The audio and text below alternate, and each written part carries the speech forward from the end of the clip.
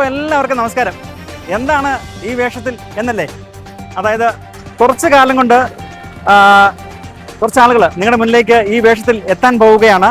നിയമസഭാ തെരഞ്ഞെടുപ്പ് വരുന്നു. അതിന് മുന്നോടിയായി ഞാൻ പൈലറ്റായിട്ട് എത്തിയതേ ഉള്ളൂ. അപ്പോൾ എല്ലാവരും തയ്യാറായിട്ട് തന്നെ ഇരിക്കുക. 18 വയസ്സ് പൂർത്തിയായ മുഴുവൻ ആളുകളും, വോട്ടവകാശമുള്ള മുഴുവൻ ആളുകളും വോട്ട് രേഖപ്പെടുത്തണം. അത് നമ്മുടെ ഓരോ പൗരൻ്റെയും അവകാശമാണ്. നേരെ നമുക്ക് കാര്യത്തിലേക്ക് വരാം. നിയമസഭാ തെരഞ്ഞെടുപ്പാണ് വരാൻ പോകുന്നത്. നിലവിൽ കഴിഞ്ഞത് തദ്ദേശ സ്വയംഭരണ തെരഞ്ഞെടുപ്പ്, അതായത് ഗ്രാമപഞ്ചായത്ത്, മുനിസിപ്പാലിറ്റി, കോർപ്പറേഷൻ തുടങ്ങിയ സ്ഥലങ്ങളിലേക്ക് ആരാണ് ഭരണം നടത്തുന്നത് എന്നുള്ളതായിരുന്നു കഴിഞ്ഞത്. അടുത്തത് നേരെ നമ്മൾ നിയമസഭാ തെരഞ്ഞെടുപ്പിലേക്കാണ് പോകുന്നത്. നിയമസഭാ തെരഞ്ഞെടുപ്പ് എന്ന് പറയുന്നത് കേരളം ആർക്കൊപ്പമാകും? കഴിഞ്ഞ 2 തവണ LDFിനൊപ്പമായിരുന്നു, ഇടതുപക്ഷത്തിൻ്റെ സർക്കാരായിരുന്നു കഴിഞ്ഞ 10 വർഷക്കാലം ഭരിച്ചിരുന്നത്. കഴിഞ്ഞ 2021 ആ തവണ ഉള്ള MLA ആയിരുന്നു ശ്രീ അന്തരിച്ച വാഴൂർ സോമൻ. അദ്ദേഹത്തിൻ്റെ മണ്ണിൽ നിന്നുമാണ് നമ്മൾ ഇപ്പോൾ സംസാരിക്കുന്നത്. 140 മണ്ഡലങ്ങൾ ഉണ്ട് എങ്കിലും നമുക്ക് ഏറെ പ്രിയപ്പെട്ടതും ഏറെ പ്രധാനപ്പെട്ടതുമായ മണ്ഡലമാണ് നമ്മുടെ പീരുമേട് നിയോജക മണ്ഡലം. ഈ നിയോജക മണ്ഡലത്തിൽ എന്തൊക്കെയാണ് വരും ദിവസങ്ങളിൽ നടക്കുന്നത് എന്നുള്ളതാണ് ജനങ്ങളിലേക്ക് നമ്മൾ എത്തിക്കുന്നത്. മണ്ഡലത്തിൽ 9 ഗ്രാമപഞ്ചായത്തുകളാണ് ആകെ ഉള്ളത്. അതിൽ ഒരറ്റത്തു നിന്ന് നമുക്ക് തുടങ്ങുകയാണെന്നുണ്ടെങ്കിൽ അണക്കര, കുമളി, നമ്മളിപ്പോൾ നിൽക്കുന്ന വണ്ടിപ്പെരിയാർ ഭരണശിലാകേന്ദ്രത്തിൻ്റെ പഞ്ചായത്തായ പീരുമേട്, കൊക്കയാറ്, പെരുവന്താനം, അയ്യപ്പൻ കോവിൽ, ഉപ്പുതറ, ഏലപ്പാറ, അങ്ങനെ 9 ഗ്രാമപഞ്ചായത്തുകളാണ് വരുന്നത്. അടുത്ത ബ്ലോക്ക് പഞ്ചായത്തും വരുന്നുണ്ട്.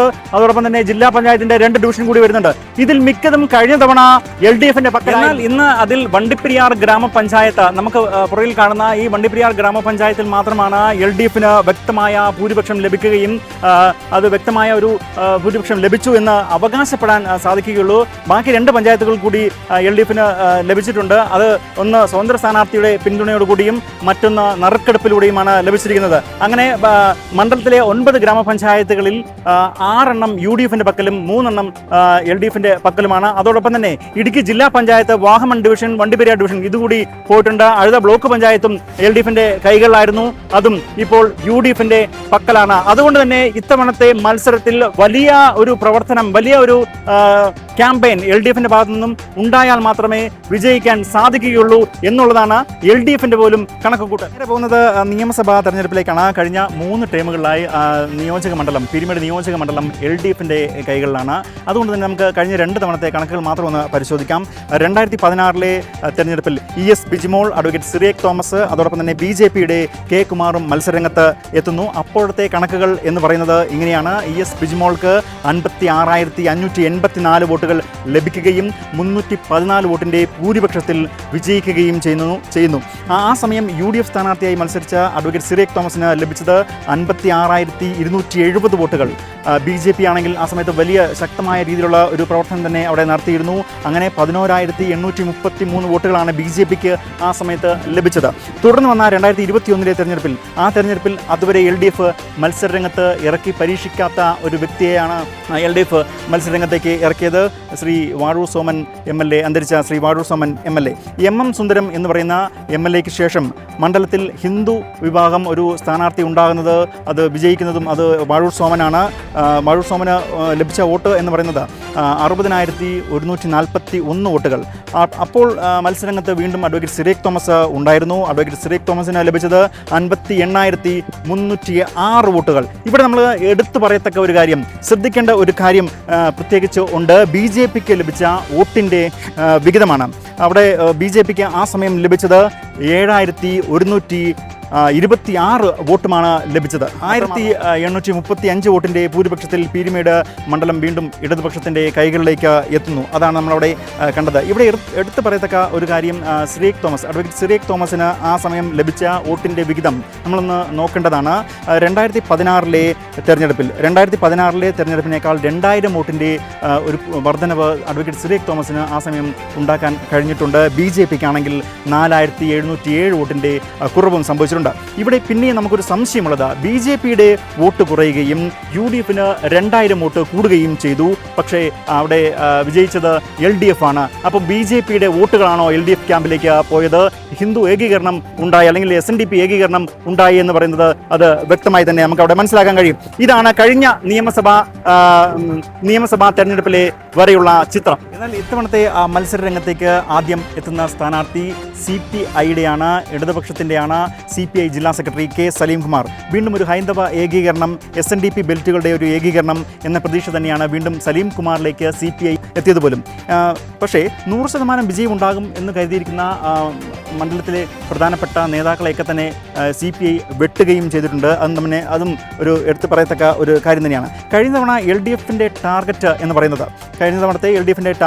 പറയുന്നത് എല്ലാ പഞ്ചായത്തുകളിലും വോട്ടിൻ്റെ വിഹിതം കുറയ്ക്കുക, അതായത് UDFന് മേൽക്കൈ ഉണ്ടാകുന്ന പഞ്ചായത്തുകളിലെ വോട്ടിൻ്റെ വിഹിതം കുറയ്ക്കുക. പക്ഷേ വണ്ടിപ്പെരിയാറിൽ 4000 വോട്ടിൻ്റെ ഭൂരിപക്ഷം എന്നതായിരുന്നു കഴിഞ്ഞ തവണത്തെ LDFൻ്റെ ഒരു ക്യാമ്പയിൻ. പക്ഷേ ഇത്തവണ അത് വീണ്ടും കൂടിയിട്ടുണ്ട്. 2000 വോട്ടിൻ്റെ ഒരു വർധനവ് കൂടി വരുത്തി 6000 ആക്കിയിട്ടുണ്ട്. 6000 വോട്ടിൻ്റെ ഭൂരിപക്ഷം ലഭിക്കുകയാണെങ്കിൽ മാത്രമേ ഉള്ളൂ LDFൻ്റെ ഈ സലീംകുമാർ അവിടെ വിജയിക്കാൻ കഴിയുകയുള്ളൂ എന്നാണ് LDFൻ്റെ ഒരു കണക്കുകൂട്ടൽ. CPMൻ്റെ കണക്കുകൂട്ടൽ അതുതന്നെയാണ് വരുന്ന നാളുകളിൽ നമ്മൾ മണ്ഡലത്തിൽ കാണാൻ പോകുന്നത്. പക്ഷേ ഇവിടെ മറ്റൊരു ആശങ്ക കൂടി LDFനുണ്ട്.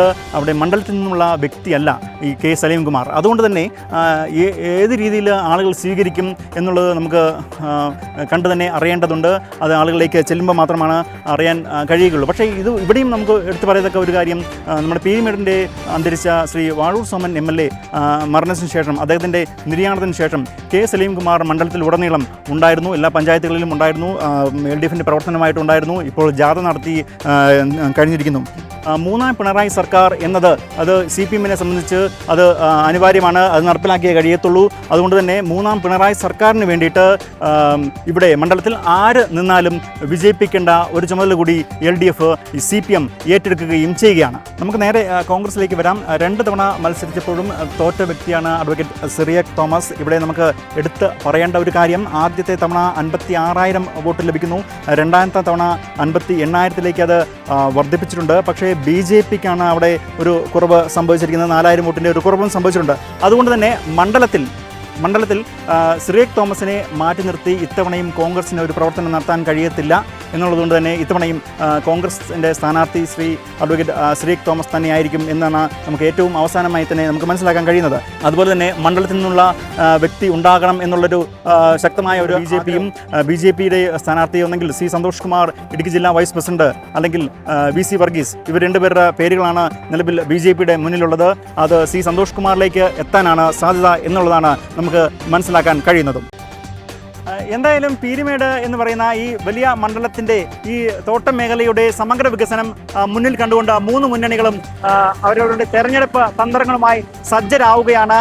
ആ തെരഞ്ഞെടുപ്പിൻ്റെ വിശേഷങ്ങൾ, തെരഞ്ഞെടുപ്പിൻ്റെ മുഴുവൻ കാര്യങ്ങളും പ്രേക്ഷകരിലേക്ക് എത്തിക്കാൻ റെയിൻബോ ടിവിയും റെയിൻബോ ടിവിയുടെ ടീം തയ്യാറാകുകയാണ്. മണ്ഡലത്തിലെ മുഴുവൻ ഗ്രാമപഞ്ചായത്തുകളിലും ഏലപ്പാറ, കൊക്കയാറ്, പെരുവന്താനം, പീരിമേട്, വണ്ടിപ്പെരിയാറ്, കുമളി, അണക്കര തുടങ്ങിയ അയ്യപ്പൻകോവിൽ തുടങ്ങിയ എല്ലാ പഞ്ചായത്തുകളിലും റെയിൻബോ ടിവിയുടെ ടീം സജ്ജമായി കഴിഞ്ഞു. നിങ്ങളിലേക്ക് വാർത്തകൾ കൃത്യമായി തന്നെ എത്തിക്കുകയും ചെയ്യും. എല്ലാവരും വാർത്തകൾക്ക് വേണ്ടിയിട്ട്, ഈ ഒരു നിയമസഭാ തെരഞ്ഞെടുപ്പിലെ വാർത്തകൾക്ക് വേണ്ടിയിട്ട് റെയിൻബോ ടിവിയിലേക്ക് കാതോർക്കുക എന്ന് മാത്രം പറഞ്ഞുകൊള്ളുന്നു. അതോടൊപ്പം തന്നെ മറ്റൊരു കാര്യം, നമ്മുടെ കഴിഞ്ഞ തവണ തദ്ദേശ തെരഞ്ഞെടുപ്പ് അതിന് പേരിട്ടിരുന്നത് തെരഞ്ഞെടുപ്പ് ഗോത എന്നാണ്. കാരണം അതിന് ഒരുപാട് ആളുകൾ ഉണ്ടാവും, ഒരുപാട് പ്രസിഡന്റുമാരുണ്ടാവും, ഒരുപാട് മെമ്പർമാരുണ്ടാവും. പക്ഷേ ഇവിടെ ഒരാളാണ് വിജയിക്കുന്നത്. ആരെയൊക്കെയാണ് മലർത്തിയടിക്കുന്നത്. അതുകൊണ്ട് തന്നെ ഇത്തവണ നമ്മൾ പേരിട്ടിരിക്കുന്നത് തെരഞ്ഞെടുപ്പ് ഗുസ്തി എന്നാണ്. ഈ തെരഞ്ഞെടുപ്പ് ഗുസ്തിയിലേക്ക് എല്ലാ മാന്യ പ്രേക്ഷകരെയും സ്വാഗതം ചെയ്യുകയാണ്. വരും ദിവസങ്ങളിൽ ഇതിനുള്ള അപ്ഡേറ്റുകൾ, വരുന്ന മണിക്കൂറുകളിൽ, വരുന്ന ദിവസങ്ങൾക്കുള്ളിൽ എന്തൊക്കെയാണ് സംഭവിക്കുന്നത്, മണ്ഡലത്തിൽ എന്തൊക്കെയാണ് സംഭവിക്കുന്നത് എന്ന് കൃത്യമായി തന്നെ അറിയാൻ റെയിൻബോ ടിവി സബ്സ്ക്രൈബ് കൂടി ചെയ്തു വെക്കണം എന്നുകൂടി പറഞ്ഞുകൊണ്ട് പീരിമേഡിൻ്റെ ഈ നമ്മുടെ മണ്ഡലത്തിൻ്റെ ഭരണശിലാ കേന്ദ്രത്തിൽ നിന്നും VR വിജയനൊപ്പം ജിക്കോ വളപ്പിൽ.